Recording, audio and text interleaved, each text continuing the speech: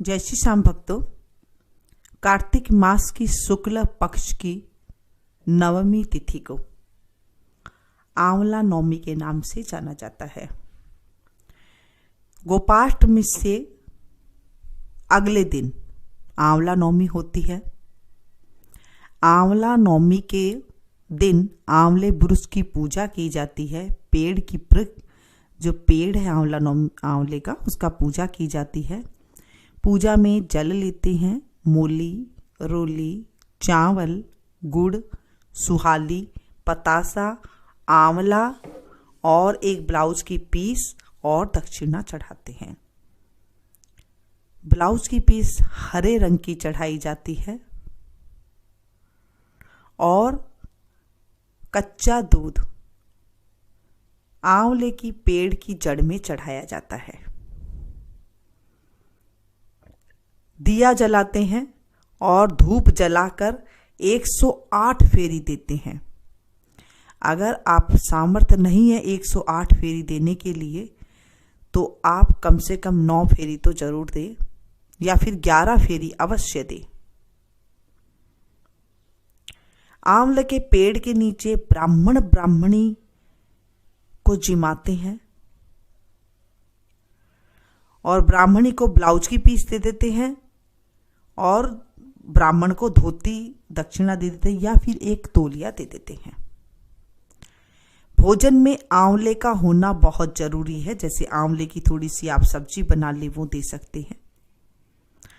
और वहीं पर ही पेड़ के नीचे जब आप ब्राह्मण ब्राह्मणी को जिमा दें, उसके बाद वहां पर आप खुद बैठ कर भोजन करें और जो चीज सब चढ़ाई है वो सब ब्राह्मण को दे दे। एक कोला लेते हैं जिसे पेठा कहा जाता है, कद्दू कहा जाता है। उसे लाल कपड़े में बांधकर उसमें कुछ सोना रखे या फिर सिक्का रख के उसके अंदर, कोले के अंदर रखकर, कद्दू के अंदर रखकर पंडित जी को दान दिया जाता है। देखिए, जब आंवला नवमी की पूजा करते हैं तो ओढ़ना ओढ़ के, नथ पहन के पूजा करती हैं। पहले की लेडीज तो इसी तरह ही किया करती थी। उससे क्या होता है, उससे पति की आयु बढ़ती है, शुभ सौभाग्य की प्राप्ति होती है। आंवला नवमी के दिन जब आप पूजा करें तो पहले जो है आंवले के पेड़ के नीचे आप थोड़ा सा पानी डालें, फिर उनको तिलक करें, रोली से चावल चढ़ाएं, फिर मोली बांधें। जितनी भी मोली की गांठ आप बांधते हैं, घुमाते हैं, कहते हैं उतने ही पाप करते हैं और मनोकामना पूरी होती है। जैसे आपने एक फेरा लगाया तो आप कह सकते हैं, जैसे आपकी बिटिया की शादी नहीं हो रही है तो मेरी बिटिया की शादी हो जाए, मेरे बेटे की शादी हो जाए, अगर काम धंधा नहीं चल रहा है तो मेरा काम धंधा हो जाए। इस तरह से मनोकामना भी बोली जाती है।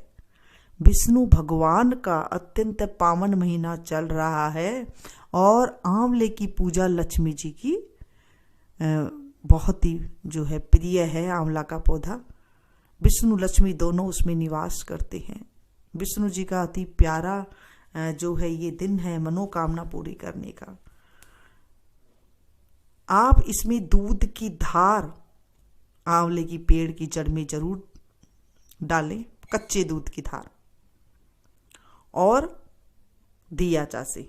जिनके यहाँ पेड़ नहीं है मैं उनके बारे में भी बताऊंगी कि आपके यहाँ पेड़ नहीं है तो आप कैसे पूजा कर सकते हैं। कच्चा आंवला आप वहां पर चढ़ाएं। कहते हैं अगर एक ब्राह्मण को जिमाते हैं ना आंवले के पेड़ के नीचे तो 100 ब्राह्मणों को जिमाने के बराबर है। आप 1 जोड़ा जिमाएं, 2 जोड़ा जिमाएं, आपकी मर्जी हो उतनी आप जिमा सकते हैं। घर पे आप भोजन बना लें, भोजन बना करके आप जो है उसे वहाँ ले जाएं, पेड़ के नीचे ले जाएं जहाँ पर भी हैं। इस दिन लोग पिकनिक भी मनाते हैं। कैसे? खाना बना करके आप पेड़ के नीचे जा कर के बैठ के वहाँ खाएं। पेड़ ऐसा होना चाहिए जिसमें फल हो, आंवले का फल हो। बाग बगीचे होते हैं जहाँ पर पार्क वगैरह होते हैं, वहाँ पर आप बैठ देखेंगे तो वहाँ मिल जाता है। और आप अपना पल्लू को वहां पर फैला कर बैठे। कहते हैं अगर उस पेड़ में से एक पत्ता भी नीचे गिर जाता है तो उतना हमें धन मिलता है। थोड़ी देर वहां बैठते हैं, इसीलिए पेड़ के नीचे बैठकर खाते हैं ताकि हमें जो है कुछ अनुमान लगा लेते हैं। पेड़ के नीचे हो सके वहां पर आपको कन्या मिल जाए तो आप कन्या को जिमा दें, अगर पंडित जी नहीं मिल रहे हैं तो। कोई बालक वहां पे मिल जाए, कोई बच्चा मिल जाए तो वहां पर भोजन करा दें। घर से आप भोजन बना करके ले जाएं, जो भी आपकी मर्जी है, पूरी है, सब्जी है, रोटी है, हलवा है, खीर है, जो भी आपकी मर्जी आप ले जाएं और वहां पेड़ के नीचे बैठ के खाएं, पूजा करें। फेरी आप 108 दे सकते हैं तो 108 दे। भोजन नहीं कर सकते हैं, कुछ भी आप ले जाए, नाश्ता ले जाए बना करके, कुछ भी खा ले आप वहां पर। कहते हैं पेड़ के नीचे जरूर खाना चाहिए। पुण्य की प्राप्ति होती है, सुहाग की उम्र बढ़ती है, घर में आमदनी बढ़ती है आंवले की पूजा करने से। कद्दू देने के लिए कहा गया है, पका हुआ कद्दू लेना चाहिए और जो पुराना हो, ऐसा कद्दू, वो नया नया जो हरा सा होता है ना, वो नहीं देना चाहिए। पुराना कद्दू देने का शास्त्रों में ऐसा कहा गया है कि जो पेठे के अंदर जितने भी बीज होते हैं उसके, उतने बरस तक हम स्वर्ग में रहते हैं। इतना हमारे शास्त्रों में लिखा गया है कि हमें स्वर्ग की प्राप्ति होती है जब हम कद्दू का दान करते हैं। लाल कपड़ा में बांधकर कद्दू को, और उसके अंदर आप रुपया रख सकते हैं, कुछ सोना रख सकते हैं। इसे कहते हैं गुप्त दान। तो उस दिन गुप्त दान भी देते हैं। पंडित जी को जब आप जिमाएं तो वहां पर पंडित जी और ब्राह्मणी पंडितानी जी को उधर तिलक करें और उसके बाद उनके पैर छूकर आशीर्वाद लें। ऐसा नियम है पूजा करने का। अब आंवला नवमी की कथा भी मैं कह देती हूँ।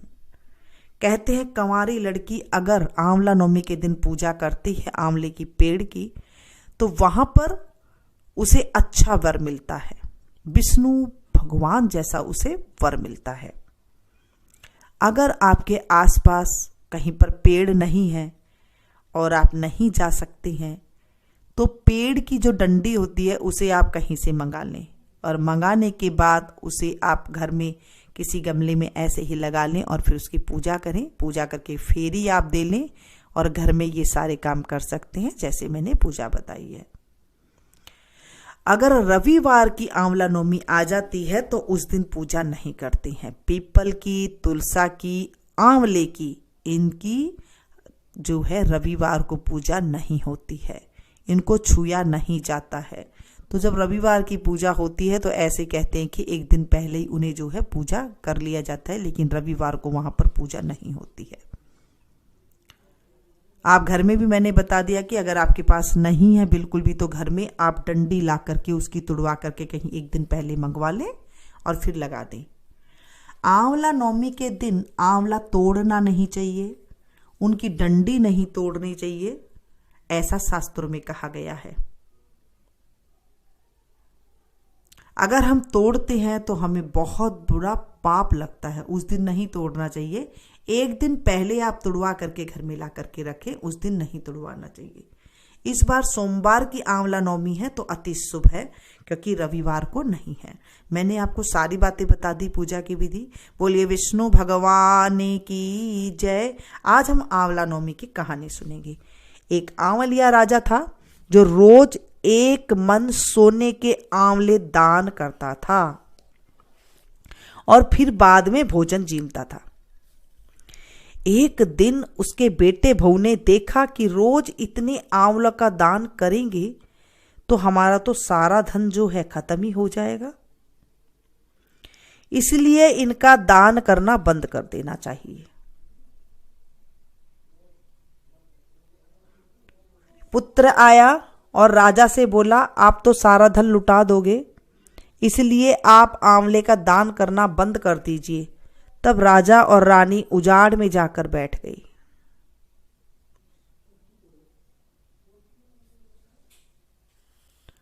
और वहां आंवले का दान नहीं कर सके, इसलिए उन्होंने कुछ भी नहीं खाया। तब भगवान ने सोचा कि अगर हमने इनका सत नहीं रखा तो दुनिया में हमें कोई नहीं मानेगा। तब भगवान ने उनके सपने में आकर कहा, तुम उठो और तुम्हारे पहले जैसी रसोई हो गई है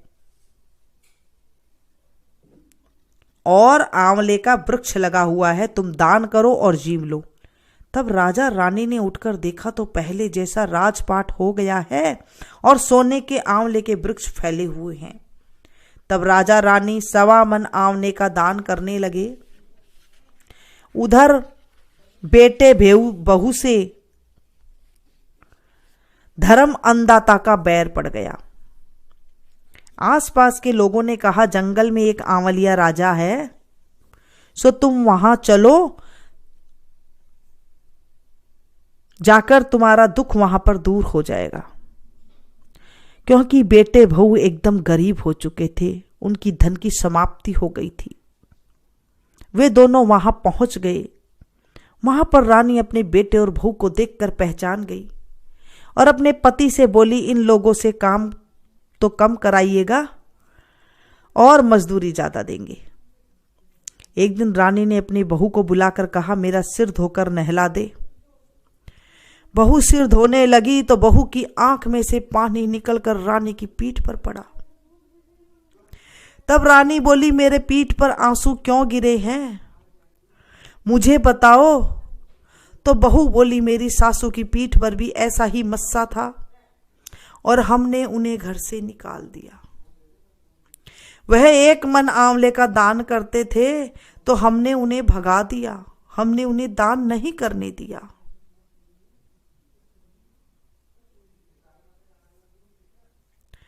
और हमारे पास अब सारा धन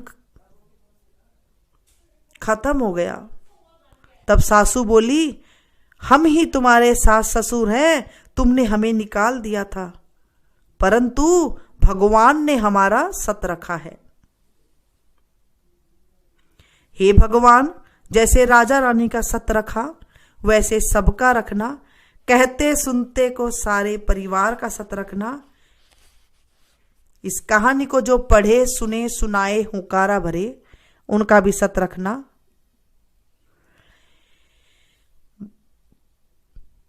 बोलिए विष्णु भगवान की जय। इसके बाद बिंदाई जी की कहानी सुनते हैं। एक छोटा सा लड़का अपने घर से लड़कर निकल गया और बोला, आज मैं तो बिंदाई जी से मिलकर ही घर आऊंगा।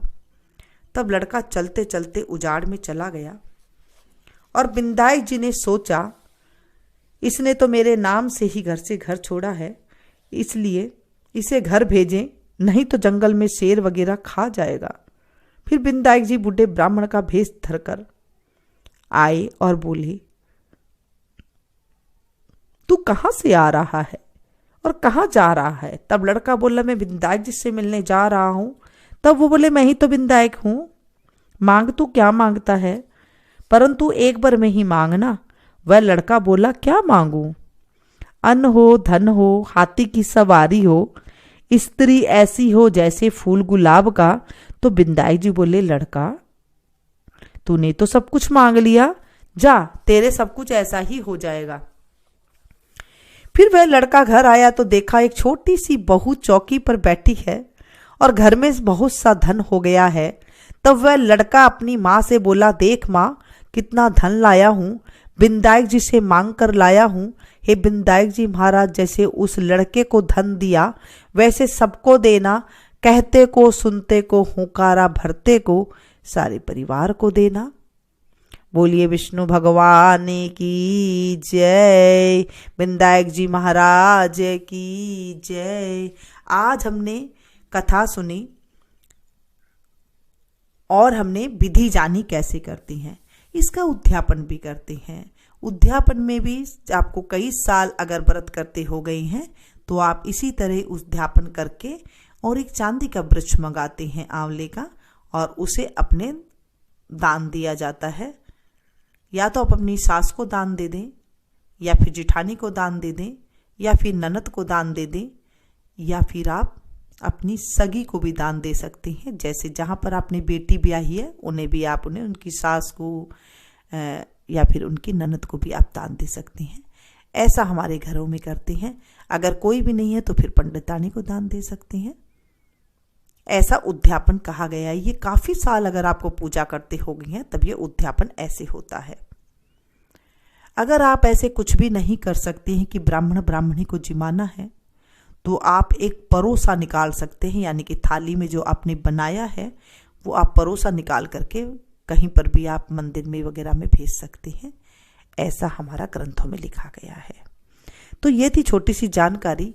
कार्तिक के महीने में हम कुछ भी करते हैं उसका हमें करोड़ों गुना फल की प्राप्ति होती है। आंवला नवमी, अक्षय नवमी के जब हम कुछ भी करते हैं वो अक्षय हो जाता है। जब इस कहानी को आप ज्यादा से ज्यादा लोगों के पास शेयर करेंगे, यानी कि सुनाएंगे, तो उसका भी आपको फल अक्षय हो जाएगा। जैसे मैं आप लोगों को सुना रही हूँ तो मुझे भी पुण्य मिल रहा है, जब आप लोग सुनाएंगे तो आप लोगों को भी पुण्य मिलेगा। तो ऐसे ही हमारे जो हम कुछ भी अच्छा काम करते हैं तो 16वां हिस्सा पुण्य हमें अपने खाते में अपने आप मिल जाता है। भक्तों, हम कुछ भी अच्छा काम करते हैं, जब हम आमना नवमी की कहानी हम सभी को सुनाएंगे तो हमें भी जो है अपनी जान पहचान वालों के पास, आप सभी के पास शेयर करें, क्योंकि अब ऐसा जमाना तो है नहीं कि हम कहीं पर जाकर किसी को सुना सकते हैं। आप शेयर करें और घर बैठे ही जो है पुण्य कमाएं, क्योंकि अक्षय नवमी के दिन अक्षय हो जाता है जब हम कुछ भी पूजा पाठ करते हैं। मिलती हूँ फिर से एक नई जानकारी के साथ नई वीडियो में। अगर कुछ और जानकारी आपको रह गई है तो आप कमेंट्स बॉक्स में जाकर के पूछ लीजिएगा, उसका आपको जवाब मिल जाएगा। मिलती हूँ फिर से नई वीडियो में। Thank you. तब तक आप लोग देखते रहिए मीनू गुप्ता संग।